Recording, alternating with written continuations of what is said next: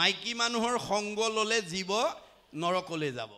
শংকৰ মাধৱে দশম কীৰ্তন ঘোষা ৰত্নাৱলী মতা মানুহ বা মাইকী মানুহৰ কাৰণে উদ্দেশ্য কৰি লিখা নাই। তেওঁলোকে সামৰণিত এটা কথা কয়, হৰি হৰি বোলা পুৰুষ উদ্ধাৰা। কোনোবা দিনা স্ত্ৰী উদ্ধাৰ কৰা বুলি ক'ৰবাত পাইছে নেকি বাৰু?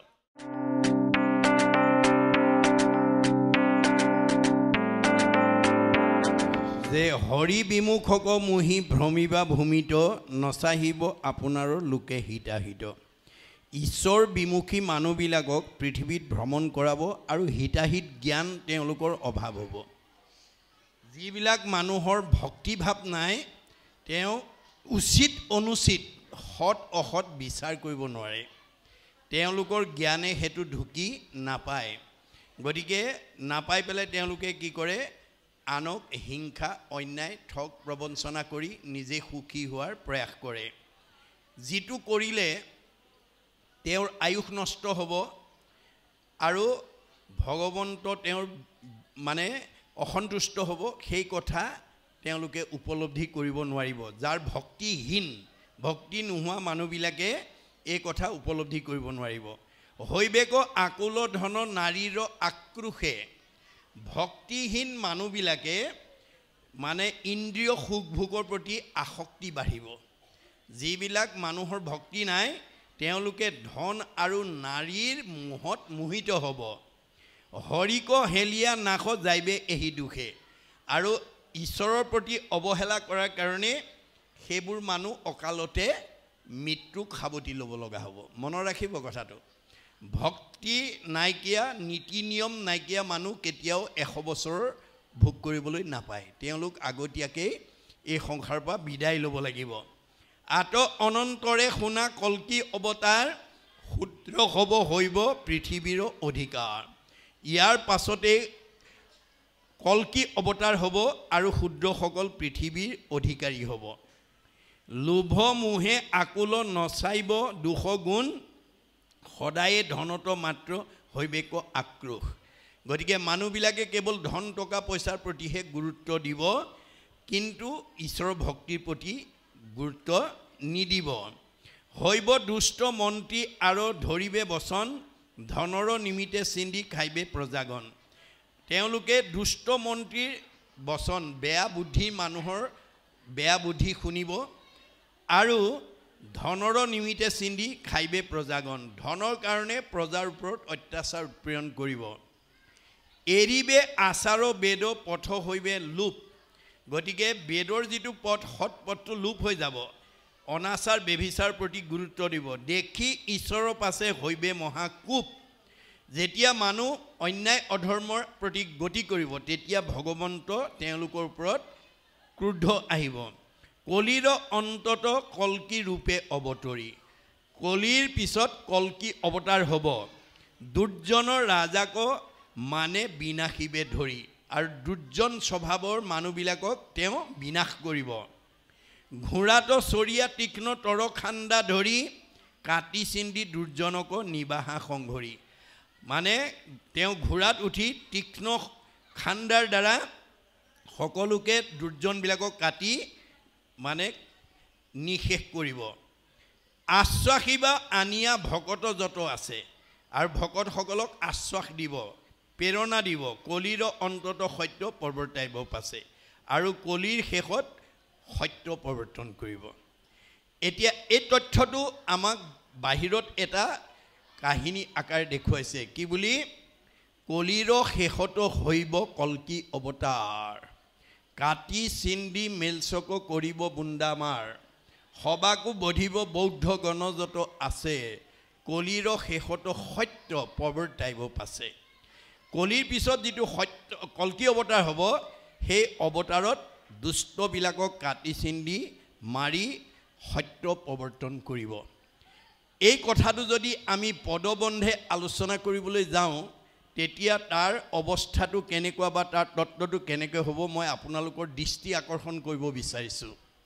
যে আমাৰ দাৰ্শনিক পণ্ডিতসকলে সময়বিলাক নিবন্ধ কৰিছে। পল অনুপল দণ্ড মানে ছেকেণ্ড মিনিট ঘণ্টাৰ পৰা দিন মাহ বছৰ যুগ। এতিয়া আমাৰ সত্য দাপৰ ত্ৰেতা কলি চাৰিটা যুগ দিছে চাৰিটা যুগৰ সমষ্টিত এটা মহাযুগ হয় তেনেকুৱা ৭১টা মহাযুগৰ অৱসান হলে এজন মনুৰ ৰাজত্বকাল হয় তেনেকুৱা ১৪জন মনুৰ ৰাজত্বকাল অৱসান হলে ব্ৰহ্মাৰ এদিন হয় তাৰ পিছতে মহাপ্ৰলয় হয় মহাপ্ৰলয়ৰ পিছতে পৃথিৱীৰ সকলো জীৱক নাশ কৰি ভগৱন্তৰ উদৰত অৱস্থান কৰিব তাৰ পিছতে আকৌ নতুন যুগৰ আৰম্ভ হ'ব এতিয়া কলিৰ যুগ শেষ হৈ কল্কি অৱতাৰ হ'বলৈ যদি আমি ইয়াত কোৱা কথা মতে আলোচনা কৰোঁ তেতিয়া ইয়াৰ অংকটো কেনেকুৱা হ'ব আপোনালোকে চাব দাৰ্শনিক পণ্ডিতসকলে সময় নিবন্ধ কৰিছে কলি যুগৰ বয়স ৪,৩২,০০০ বছৰ ত্ৰেতাৰ ৮,৬৪,০০০ দাপৰৰ ২৫,৯২,০০০ বছৰ সত্যৰ ১০৩,৬৮,০০০ বছৰ এই চাৰিটা যুগৰ সমষ্টি হলে এটা মহাযুগ হয় ১৪২,৫৬,০০০ বছৰ তেতিয়া এটা মহাযুগহে হয় তেনেকুৱা ৭১টা মহাযুগৰ অৱসান হলেহে এজন মনুৰ ৰাজত্বকাল হয় তেনেকুৱা ১৪জন মনুৰ ৰাজত্বকাল শেষ হলেহে ব্ৰহ্মাৰ এদিন হ'ব তাৰ পিছতে মহাপ্ৰলয় হ'ব মহাপ্ৰলয়ত ১০০ বছৰ ধাৰাসাৰ ৰ'দ দিব ৰ'দ দি তিনি তলৈকৰ সকলো জীৱ পুৰি ছাই কৰি দিব তাৰ পিছত আকৌ ১০০ বছৰ মুখলধাৰে বৰষুণ দিব বৰষুণ দি তিনি তলৈকৰ জলময় কৰি দিব তেতিয়া পৃথিৱীত আৰু কোনো জীৱ নাথাকে সকলো জীৱ গৈ ভগৱন্তৰ উদৰত অৱস্থান ল'ব এতিয়া এইটো অংকৰ মাজেদি যদি আমি চাওঁ তেতিয়াহ'লে কলি যুগৰ অৱসান হৈ কল্কি অৱতাৰ হৈ মেলছগণক কাটি মাৰি শেষ কৰি সত্য প্ৰৱৰ্তন কৰিবলৈ হ'লে আমি কিমানবাৰ ইয়াক চাবলৈ আহিব লাগিব মনৰ কওকচোন অংকটো কৰকচোন মই আকৌ কৈছোঁ যে কলি যুগৰ বয়স ৪,৩২,০০০ বছৰ ত্ৰেতাৰ ৮,৬৪,০০০ বছৰ দাপৰৰ ২৫,৯২,০০০ বছৰ আৰু সত্যৰ ১০৩,৬৮,০০০ বছৰ এই চাৰিটা যুগৰ বয়সৰ সমষ্টি ১৪২,৫৬,০০০ বছৰ তেতিয়া এটা মহাযুগহে হয় তেনেকুৱা ৭১টা মহাযুগ অৱসান হলেহে এজন মনুৰ ৰাজত্বকাল হয় তেনেকুৱা ১৪জন মনুৰ ৰাজত্বকাল শেষ হলেহে ব্ৰহ্মাৰ এদিন হ'ব আৰু ব্ৰহ্মাৰ এদিন হলে মহাপ্ৰলয় আৰম্ভ হ'ব তেতিয়াহ'লে এতিয়া আমাৰ ভাগৱতৰ মতে সপ্তম মনু বৈৱচ্ছতৰ ৰাজত্বকাল চলি আছে ১৪জন মনুৰ ভিতৰত ৭ নম্বৰ মনুৰ ৰাজত্বকাল চলি আছে আৰু ৭জন মনুৰ ৰাজত্বকাল আছেই কলিযুগ শেষ হ'বলৈ এতিয়া ভৰপক হৈছেহে তেতিয়াহ'লে আমি কল্কি অৱতাৰ চাবলৈ আমি কিমান বাৰ আহিব লাগিব এবাৰ মনতে কল্পনা কৰক কিন্তু তৎসত্ত্বেও মহাপুৰুষে ভাগৱতত এই কথাটো লিখিলে কীৰ্তনত লিখিলে কলিৰ শেষতো হৈব কল্কি অৱতাৰ কাটি চিন্দি মেল চকো কৰিব বুন্দামাৰ সবাকো বধিব বৌদ্ধ গণজত আছে কলিৰ শেষতো সত্য প্ৰৱৰ্তাইব পাছে এই কথাটো তেতিয়াহ'লে তেওঁ মিছাকে লিখিলে নেকি বাৰু নহয় সঁচা কথাই লিখিছে মহাপুৰুষৰ দৰ্শন এটা বাহ্যিকতা এটা আধ্যাত্মিকতা গতিকে সৌৰজগত নাথাকিলে অন্তৰ্জগতৰ কথা আমি ভাবিব নোৱাৰোঁ গতিকে সৌৰজগতত যিবোৰ আছে দেশ জগততো সেইখিনিয়ে আছে গতিকে আমি ভাগৱতৰ ব্যাখ্যা ৫টা প্ৰকাৰে কৰিব জানিব লাগিব দেই মনত ৰাখিব শব্দাতিক পদাতিক আধ্যাত্মিক তাত্ত্বিক পৰমাৰ্থিক এই ৫টা প্ৰকাৰে যদি ভাগৱতৰ ব্যাখ্যা কৰিব নাজানে তেতিয়া ভাগৱতৰ ব্যাখ্যাই গৈ আমাক বিপদত পেলাই দিব কেতিয়াবা আমাৰ বিপদ কৰি দিব দেই যেনে মই আপোনালোকৰ তাৰ এটা উদাহৰণ দিব খুজিছোঁ আমাৰ নাভিৰ ঔৰসে জন্মগ্ৰহণ কৰা এইটো ঋষভে ১০০টা পুত্ৰ জন্ম দি এদিন চবকে মাতি নি ব্ৰহ্মাৱৰ্ত ৰাজ্যত নি সেৱা কৰাইছে অৰ্থাৎ ঋষিসকলে য'ত ঈশ্বৰৰ চিন্তা কৰি আছে সেই জেগালৈ নি সেৱা কৰাইছে কৰাই পেলাই কৈছে বোপাইহঁত তোমালোকক মই আজি এটা বৰ বিতুপন কথা ক'বৰ কাৰণে ইয়ালৈ মাতি আনিছোঁ মহন্তৰ সেৱা জানা মুকুতিৰ দ্বাৰ স্ত্ৰীৰ সংগীৰ সংগী নৰকে যাইবাৰ এহি দুই গোটা পথ বন্ধৰ মুখ্যৰ হেন জানি সতৰে লৈক সন্তৰ সংগ। এইটো পঞ্চম স্কন্ধ ভাগৱতত আপোনালোকে পাব যে 24 অৱতাৰৰ অন্যতম অৱতাৰ ঋষভে পুত্ৰসকলক কোৱাৰ চলেৰে আমাক এই কথাটো কৈ আছে যে আমি জীৱ হিচাপে মহন্তৰ সেৱা জানা মুকুতিৰ অদাৰ। মহন্ত সেৱা কৰিলে আমাৰ মুকুতি দুৱাৰখন খোলা হ'ব। এতিয়া মহন্ত কোন? আমাৰ মহাপুৰুষ মাধৱদেৱে লিখিছে, হৰি পদ মাত্ৰ সেৱা কৰে সকল কামনা পৰিহৰে বেদ ব্যৱহাৰ কদাচিতো নলংঘয় হৰি পদ সেৱা সুখ মনে কৰে অনুভৱ সৰ্বক্ষণে ইহাংক মহন্ত বুলিয়া জানা নিশ্চয়। আজি আপোনালোক মহন্ত হৈ আছে দেই, বিষয়ৰ চিন্তা এৰি একমাত্ৰ কৃষ্ণ চিন্তাত আত্মনিয়োগ কৰি আছে। এই গুণ বিশিষ্টসকলক মহন্ত বুলি কৈছে। গতিকে এই মহন্তৰ সেৱা কৰিলে মুকুতি দুৱাৰখন খোলা হৈ যাব। স্ত্ৰীৰ সংগীৰ সংগী নৰকে যাইবাৰ বুলি কৈছে। স্ত্ৰী শব্দটো আমি তিৰোতা মানুহকে বুজি পাওঁ সাধাৰণ অৰ্থত। স্ত্ৰী মানে মাইকী মানুহ। মাইকী মানুহৰ সংগ ল'লে জীৱ নৰকলৈ যাব। এতিয়া ইয়াত স্ত্ৰী শব্দটোৰ অৰ্থ মহাপুৰুষ শংকৰদেৱে আমি ভবা মাইকী মানুহক উদ্দেশ্যি কোৱা নাই। মনত ৰাখিব কথাটো।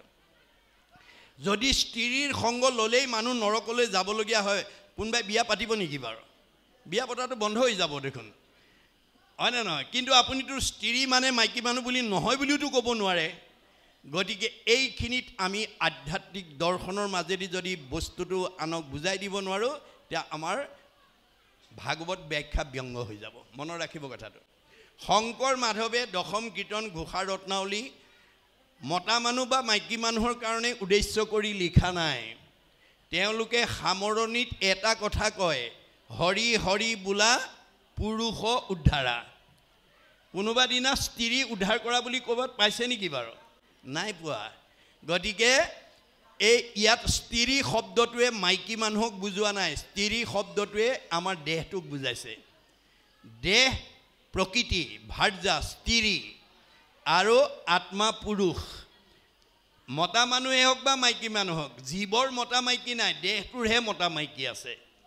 গতিকে দেহটো কেৱল চিনি পাবৰ কাৰণে ভগৱানে সৃষ্টি কৰিছে। আমি দেহটো চাইহে কওঁ এইগৰাকী মাইকী মানুহ, এজন মতা মানুহ, এইটো ডেকা ল'ৰা, এজনী গাভৰু ছোৱালী।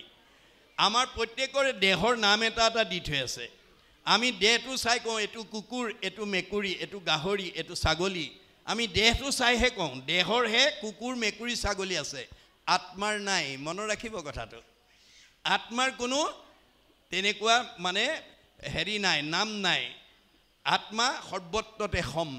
গতিকে দেহটো কেৱল চিনি পাবৰ কাৰণে সৃষ্টি কৰিছে। আমাৰ প্ৰত্যেকৰে দেহৰ নাম এটা এটা দি থৈছে। আমাৰ প্ৰত্যেকৰে নিজৰ নাম এটা এটা দি থৈছে। কিয় দি থৈছে? এজন দাৰ্শনিক পণ্ডিতে কৈছে, a name is a kind of face whereby one is known. আমাৰ নামটো কিয় দিছে? এগৰাকী মানুহ বা এজন মানুহক চিনি পাবৰ কাৰণেহে নামটো দিছে। নামটো আত্মা নহয়, দেহটো আত্মা নহয়। যিদিনাখন আত্মা আমাৰ দেহৰ পৰা ওলাই যাব, আমাৰ নামধাৰী দেহটো কাষ্ঠ যেন থাকিবে ক মাটিত পৰিয়া। আমি মাটিত পৰি থাকিব লাগিব। সেইটো দেহকে আত্মা বুলি যাতে আমি ভাবিব লগা নহয়, এই কথাটো আমাক মহাপুৰুষে দেখুৱাইছে। ইয়াত স্ত্ৰী শব্দটোৱে আমাৰ দেহক বুজাইছে। মতা মানুহে হওক বা মাইকী মানুহে হওক, দেহৰ সুখত যিবিলাক মানুহ থাকিব সি কেতিয়াও উদ্ধাৰ হ'ব নোৱাৰিব। মনত ৰাখিবা দেই। স্ত্ৰীৰ সংগীৰ সংগী নৰকে যাইবাৰ। যি মানুহে দেহৰ সুখতে আবদ্ধ থাকে সি দুখ কষ্ট ভুগিবই লাগিব, সি কেতিয়াও মুক্ত হ'ব নোৱাৰে। গতিকে এই দুই গোটা পথ বন্ধৰ মুখ্যৰ। মহন্তৰ সেৱা ল'লে মুক্তি পাব, আৰু দেহৰ সুখত থাকিলে আপুনি বন্ধনত মানে বান্ধ খাই থাকিব। এই দুই গোটা পথ বন্ধৰ মুখ্যৰ হেন জানি সতৰে লৈক সন্তৰ সংগ। এই কথা জানি আজিৰ দৰে সাধুৰ সংগলৈ আমাক সঘনে আহিবলৈ কৈছে। ব্ৰহ্মাই পুতেক নাৰদক এদিন কৈছে, বোপা নাৰদ, মানুহৰ জন্ম পালেই ঈশ্বৰত শৰণ ল'ব লাগে, ভগৱানক ভজিব লাগে, ভকতত ভকতি কৰিব লাগে, তেতিয়া জীৱ উদ্ধাৰ হ'ব পাৰে।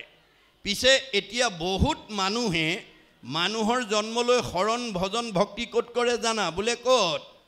ঘৰত শৰণ ভাৰ্যাত ভজন পুত্ৰত কৰে ভকতি অগৃহ শৰীৰত হৈব আশকতি যাইবে সিটো অধুগতি কদাচিতো তাৰ সংগ নলৈ বাহা নিষ্ঠে কহোঁ মুনিৰাজ মায়াৰ তনয় জানিবা সিজন সিটো বৈষ্ণৱৰ বাজ। এই গুণসম্পন্ন লোকৰ সংগ ল'বলৈ হাক দিছে। ঘৰত শৰণ, এয়া ঘৰ মানে আমাৰ পাৰিবাৰিক ঘৰখনৰ কথা কোৱা নাই, এইখন ঘৰৰ কথা কৈছে। মোহৰ সেৱাৰ যোগ্য মনুষ্য শৰীৰ ইহাকে বুলিয় গৃহ জানা মহাবীৰ। মতা মানুহে হওক বা মাইকী মানুহে হওক, ডেকা ল'ৰাই হওক বা গাভৰু ছোৱালীয়ে হওক, যি অকল দেহৰ সুখত থাকিব সেইটো মানে মায়াৰ অধীন। দেহ ঘৰত শৰণ ভাৰ্যা, এই ভাৰ্যা দেহটোক ভাৰ্যা বুলিও কয়, মনত ৰাখিব দেই। ভাৰ্যাত ভজন পুত্ৰত কৰে ভকতি। পুত্ৰ মানে দশ ইন্দ্ৰিয়, পঞ্চ জ্ঞানেন্দ্ৰিয়, পঞ্চ কৰ্মেন্দ্ৰিয়, এইবিলাকক পুত্ৰৰূপে দেখুৱাইছে। এইবিলাকত যিটো জীৱ আসক্তি হৈ থাকে, কি মতা ল'ৰাই হওক বা মাইকী ছোৱালীয়ে হওক, মানে বোৱাৰীয়ে হওক বা শাহুৱে হওক, দেহৰহে বোৱাৰী শাহু আছে, মতা মাইকী আছে, আত্মাৰ নাই। গতিকে যিটো জীৱই দেহত আশ্ৰয় ল'ব, দেহৰ সুখত থাকিব, সেইটো কেতিয়াও উদ্ধাৰ হ'ব নোৱাৰে, সি বৈষ্ণৱৰ বাজ। তেনেকুৱা মানুহৰ সংগৰ পৰা আমাক আঁতৰি আহিবৰ কাৰণে কৈছে। ঘৰত শৰণ ভাৰ্যাত ভৰ্জন পুত্ৰত কৰে ভকতি গৃহ শৰীৰত হৈব আশকতি যাইবে সিটো অধুগতি কদাচিতো তাৰ সংগ নলৈ বাহা নিষ্ঠে কহোঁ মুনি ৰাজ মায়াৰ তনয় জানিবা সিজন সিটো বৈষ্ণৱৰ বাজ। গতিকে সি বৈষ্ণৱৰ গুণসম্পন্ন হয়। বৈষ্ণৱ হ'বলৈ হ'লে সাধুৰ সেৱা নাম ধৰ্ম কৰিবেক সাৰ বৈষ্ণৱ বোলয় এহি তত্ত্ব আছে যাৰ। ডেকা ল'ৰাই হওক বা গাভৰু ছোৱালীয়ে হওক, বোৱাৰীয়ে হওক বা শাহুৱে হওক, পিতৃয়ে হওক বা মাতৃয়ে হওক, যাৰ সাধুৰ প্ৰতি ভক্ত বৈষ্ণৱৰ প্ৰতি যাৰ শ্ৰদ্ধা আছে, নামৰ প্ৰতি যাৰ আস্থা আছে, সেইজন বৈষ্ণৱ। মনত ৰাখিব, সাধুৰ সেৱা নাম ধৰ্ম কৰিবেক সাৰ বৈষ্ণৱ বোলয় এহি তত্ত্ব আছে যাৰ। এই গুণসম্পদজনক বৈষ্ণৱ বুলি কৈছে। বৈষ্ণৱৰ অন্যতম বৈশিষ্ট্য কি? এনেধৰণে নামঘৰত সমবেত হোৱাৰ পিছত বৈষ্ণৱ গুণসম্পন্ন ব্যক্তিয়ে ঘৰুৱা কথা নাপাতে, গ্ৰাম্য কথা নাপাতে, ধন টকা পইচাৰ কথা নাপাতে, ইন্দ্ৰিয় সুখ ভোগৰ কথা নাপাতে। বৈষ্ণৱ গুণসম্পন্ন মানুহৰ স্বভাৱটো কেনেকুৱা? বিঠা বাক্য নবলিব, নামাতিব মিছা, কৃষ্ণ কথা শুনিবলৈ কৰিবেক ইচ্ছা। বৈষ্ণৱ গুণসম্পন্ন ব্যক্তিয়ে গ্ৰাম্য কথাত গুৰুত্ব নিদিয়ে, ঈশ্বৰৰ কথা এটা কেনেকৈ শুনিবলৈ পাওঁ তাৰ প্ৰতি বেছি গুৰুত্ব দিয়ে। নকৰিব প্ৰাণী হিংসা মনে একোজন, সদায়ে চিন্তিব মাত্ৰ কৃষ্ণৰ চৰণ। বৈষ্ণৱ গুণসম্পন্ন মানুহে প্ৰাণী হিংসা নকৰে, সদায় ঈশ্বৰৰ কথা শুনিবৰ কাৰণে গুৰুত্ব আৰোপ কৰে। এই গুণ বিশিষ্ট হ'ব। নামক জপিয়া ব্ৰহ্ম কৰিবেক মন, নিৰামিষে সদায়ে কৰিব ভোজন। বৈষ্ণৱ গুণসম্পন্ন ব্যক্তিয়ে সামিষ নেখায়। আজি আমাৰ কোনোবা এজন বাপে কৈছে মোৰ ল'ৰাটো নে নাতিটো সৰুৰ পৰাই মাছ মাংস নাখায়, সেইটো বৈষ্ণৱ। সেইটো জীৱ সৰু ল'ৰা হ'ব পাৰে, সি বৈষ্ণৱ কিন্তু মনত ৰাখিব, সি সংস্কাৰী জীৱ।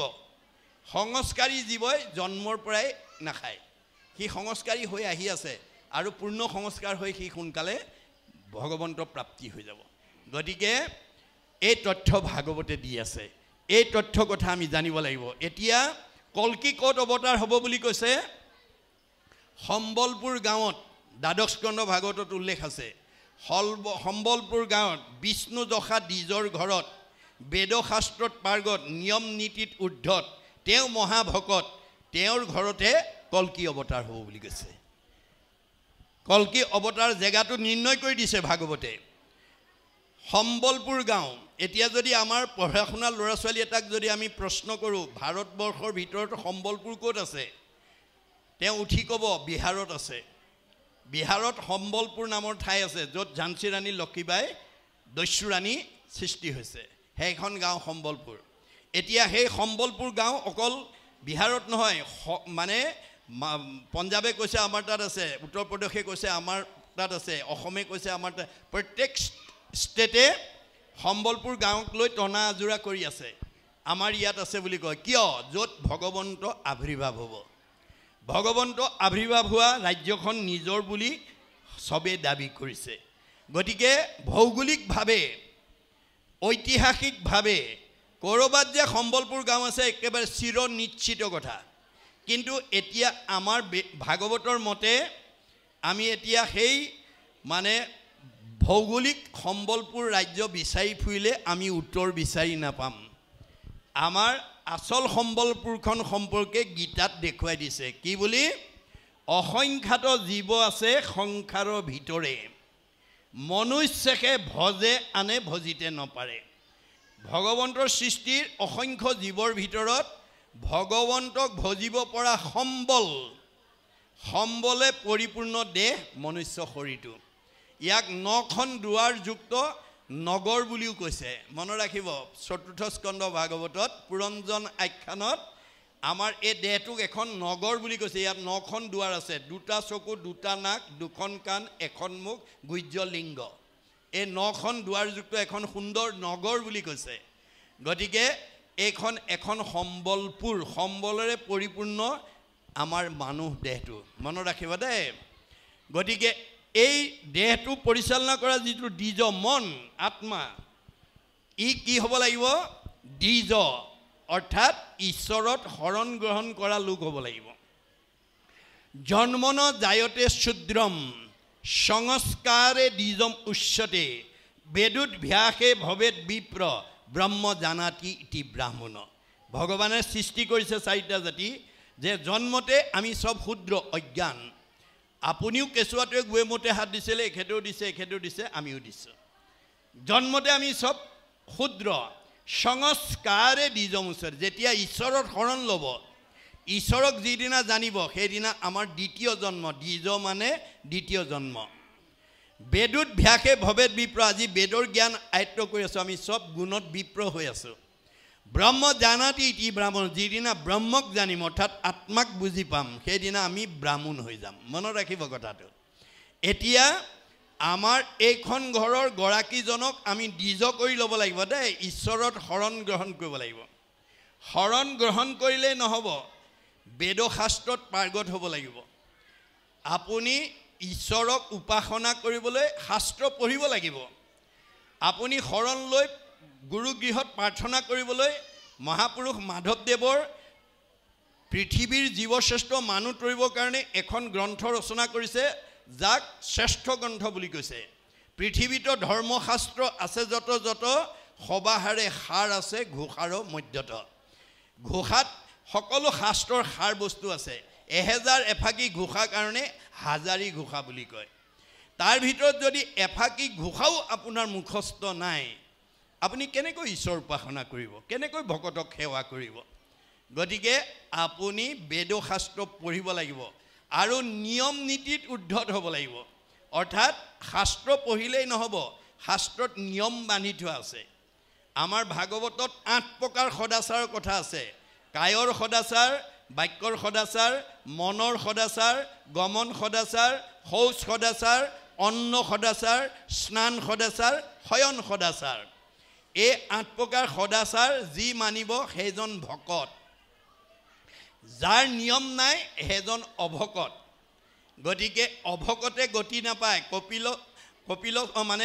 কপিল বদতি মাও শুনা দেৱহুতি অভকতে কদাচিতো নপাৱে মকুতি যি মানুহে ঈশ্বৰৰ কথা শুনা নাই গোৱা নাই কোৱা নাই সেই জীৱ কেতিয়াও উদ্ধাৰ হ'ব নোৱাৰে মনত ৰাখিব দেই বেদশাস্ত্ৰত পাৰ্গত হ'ব লাগিব আৰু নিয়ম নীতিত উদ্ধত হ'ব লাগিব সেইজনে ভকত ভকতৰ ঘৰতহে কল্কি অৱতাৰ হ'ব বুলি দ্বাদশ স্কন্ধ ভাগৱতত উল্লেখ আছে মনত ৰাখিব যেতিয়া কল্কি অৱতাৰ হ'ব তেওঁ এটা ঘোঁৰাত উঠিব, যিটো ঘোঁৰাৰ নাম দেৱদত্ত ঘোঁৰা। দেৱদত্ত ঘোঁৰাত উঠি তীক্ষ্ণ খাণ্ডা লৈ সমস্ত ক্ষত্ৰিয়বিলাকক খণ্ড বিখণ্ড কৰি বিনাশ কৰি সত্য প্ৰৱৰ্তন কৰিব। অৰ্থাৎ আমাৰ কল্কি আচল অৰ্থটো হৈছে ভক্তি। আমাৰ যেতিয়া অন্তৰত ভক্তিভাৱ হ'ব তেতিয়া আমাৰ মনটো দেৱদত্ত, মনক ঘোঁৰাৰ লগত তুলনা কৰিছে। বাহ্যিক জগতত, প্ৰকৃতি জগতত ঘোঁৰা যেনেকৈ বেগী জন্তু, আমাৰ এইখন দেহ জগতত মন ঘোঁৰাৰ দৰে বেগী। আপুনি ইয়াতে বহি আছে, মনে গুৱাহাটী শ্বিলং মানে ঘূৰি ফুৰিব পাৰে, ঘৰৰ কথা ভাবি থাকিব পাৰে। ঘোঁৰা মন ইমান বেগী। গতিকে আপুনি নিজৰ মনটোক দেৱদত্ত ঘোঁৰালৈ উত্তৰণ ঘটাব লাগিব। অৰ্থাৎ মাধৱ পুৰুষে কৈছে শুদ্ধ সত বৃত্তি দেৱৰ সম্প্ৰতি। আপুনি যেতিয়ালৈকে শুদ্ধ বৃত্তি সৎ জ্ঞানৰ অধিকাৰী হ'ব নোৱাৰিব তেতিয়ালৈকে আপোনাৰ মনটো শুদ্ধ হ'ব নোৱাৰিব। গতিকে দৈবিক গুণসম্পন্ন কৰি পেলাই দেৱদত্ত ঘোঁৰালৈ উত্তৰণ কৰিব লাগিব। তাৰপিছত তীক্ষ্ণ খাণ্ডা, হৰি নাম খাণ্ডা ধৰি কাঁটা মন বৈৰী। আচল ইয়াৰ আধ্যাত্মিক দৰ্শনটো হৈছে যে হৰি নামৰ খাণ্ডাৰে আমাৰ মনৰ শত্ৰুবিলাক কোনবিলাক? কাম, ক্ৰোধ, লোভ, মোহ, মদ, মাৎসৰ্য, ঈৰ্ষা, হিংসা, কুৰ্চুট, কপট, ঠগ, প্ৰবঞ্চনা, পৰনিন্দা, পৰচৰ্চা, অভিমান, অহংকাৰ, পৰ অন্যায়, জেদ ভাৱ। এই আসুৰিক ভাৱবিলাক যেতিয়ালৈকে হৰি নামৰ খাণ্ডা ধৰি কাটিব নোৱাৰিব তেতিয়ালৈকে আপুনি সত্যৰ লোক হ'ব নোৱাৰিব। মনত ৰাখিব কথাটো। এই বেয়া ভাৱবিলাক আমাৰ ভক্তি মাৰ্গে নাশ কৰি দিব। আপোনালোকে ভাগৱত বছৰ বছৰ ধৰি যদি শুনি থাকে আপোনালোকৰ মনৰ এই বেয়া ভাৱবিলাক আপোনা আপুনি নাশ হৈ যাব, নাইকিয়া কৰি দিব। তেতিয়া সত্য প্ৰৱৰ্তন হৈ যাব। এইটোহে আচল আধ্যাত্মিক দৰ্শন। আপুনি আজি তাৰিখত সত্য মানে সত্য যুগৰ পাৰিষদ হ'ব পাৰিব। কেনেকৈ? দূৰ ভৈল কাম ক্ৰোধ লোভ মোহ ছয়, জানিবা তেখনে ভৈলে সত্যৰ উদয়। আপুনি ভাগৱত শুনি যেতিয়া মনৰ পৰা কাম ক্ৰোধ লোভ মোহ বেয়া ভাৱবিলাক ত্যাগ কৰিব পাৰিব সেইদিনাখন আপুনি সত্য যুগৰ পাৰিষদ হৈ যাব, বৈকুণ্ঠৰ পাৰিষদ হৈ যাব পাৰিব। পাপৰ কৰ্মক লাগি মন যাই তলি, জানিবা তেখনে আশী পাইলে পাপী কলি। আপোনাৰ মনটো যি মুহূৰ্ততে বেয়া কামৰ পাতে ধাৱমান হ'ব আপুনি জানিব কলি আহি আপোনাৰ ঘৰত সোমাই গ'ল। কলি মনত সোমাৰ লগে লগে বেয়া কামৰ প্ৰতি আমাৰ মনটো ধাৱমান হৈ যাব। গতিকে সদ্যাপৰ তেতা কলি আমাৰ এই জীৱনতে ঘূৰি আছে, চক্ৰ ঘূৰা দি ঘূৰি আছে। গতিকে আমি গুণগতভাৱে এইখিনি কথা আয়ত্ব কৰি যাতে আমি কল্কিক অৱতাৰ কৰি আমাৰ মনৰ শত্ৰুবিলাকক যাতে এই হৰি নামৰ খাণ্ডা ধৰি যাতে বিনাশ কৰিব পাৰোঁ তাৰ প্ৰতি গুৰুত্ব দিলেই আজি ভাগৱত শুনাৰ সাৰ্থকতা হ'ব। এইকাৰণে কৈছে যে মাধৱৰ জন্ম কৰ্ম কহিলোঁ নিৰ্পতি, ইহাৰেষে শ্ৰৱণ কীৰ্তনে সাধে গতি। এতিয়া আমি মাধৱৰ নিৰ্গুণ কৃষ্ণৰ গুণলীলা শুনিব লাগিব দেই, মনত ৰাখিব। নিৰ্গুণ কৃষ্ণৰ গুণলীলা শুনিব লাগিব। আপোনালোকে বাৰ্ষিক সেৱাৰ লগত সংগতি ৰাখি গাঁৱৰ উঠি অহা প্ৰজন্ম শিল্পীসকলৰ দ্বাৰা দুজনা মহাপুৰুষৰ 12খন নাটকৰ ভিতৰত এখন নাটক হ'লেও পৰিৱেশন কৰিবলৈ ল'ৰা ছোৱালীবিলাকক শিকাব। আপোনালোকৰ উঠি অহা প্ৰজন্মই যদি নিৰ্গুণ কৃষ্ণৰ গুণলীলা এই নামঘৰত যদি গীত বাদ্য নৃত্য পৰিৱেশনৰ দ্বাৰা যদি পৰিৱেশন কৰে, বেদে কৈছে কেশৱ অগ্ৰে গীতং বাদ্যং নৃত্যং য কৰোতি কলৌ নৰ, পদে পদে অশ্বমেধ ফলং প্ৰাপ্নুতি নিত্যৈছ। নিৰ্গুণ কৃষ্ণৰ গুণলীলা যদি আমি গীত বাদ্য নৃত্য পৰিৱেশনৰ দ্বাৰা নামঘৰত পৰিৱেশন কৰিব পাৰোঁ সেই শিল্পীসকলৰ প্ৰতিটো খোজৰ মূল্য হ'ব এটা এটা অশ্বমেধ যজ্ঞৰ সমান পুণ্য। আৰু যিসকল দৰ্শকে আহি সেই নিৰ্গুণ কৃষ্ণৰ গুণলীলা আমাৰ গাঁওখনৰ উঠি অহা শিল্পীসকলে পৰিৱেশন কৰা অভিনয় আহি চাবহি, গীতং বাদ্যং নৃত্যং হৰি কথা শুনে স্বপুণ্যাত্মা তলৈকৰ ওপৰে সংস্থিতা। আপোনাক তলৈকৰ ওপৰত স্থান দিব। এয়া বেদৰ মত। গতিকে আপোনালোকে বাৰ্ষিক সেৱাৰ লগত সংগতি ৰাখি আমাৰ গীত বাদ্য নৃত্য অভিনয় যাতে আমাৰ ল'ৰাবিলাকে কৰিব পাৰে আমাৰ বিশ্ববিখ্যাত নাট্যকাৰ শেক্সপিয়াৰে কৈছে mind can be purified by the music body can be purified by the exercise both body and mind can be purified by the dance এই সমস্ত দিশ মহাপুৰুষ শংকৰদেৱে আমাক দি থৈ গৈছে আপুনি ভগৱন্তৰ গুণনাম গাই হাত চাপৰি যেতিয়া মাৰিব শৰীৰটো আপোনাৰ সুস্থ হৈ যাব যি মানুহে বৰগীত গাব লোকগীত গাব ঘোষা গাব কীৰ্তন গাব তাৰ মনটো সংস্কাৰ হৈ থাকিব আৰু যি গীত বাদ্য মিত্ৰৰ লগত যেতিয়া যি নাচিব সেইজন শৰীৰ মন সকলো মানে উদ্ধত হৈ যাব উত্তৰণ হৈ গতি যাব এইবিলাক মহাপুৰুষে আমাক অৱদান দি থৈ গৈছে গতিকে আমি ভাগৱতৰ মাজেদি সেইখিনি যাতে আমি বাস্তৱ ৰূপায়ণ কৰিব পাৰোঁ তাৰ কাৰণে আপোনালোকে সচেতনসকলে গুৰুত্ব দিব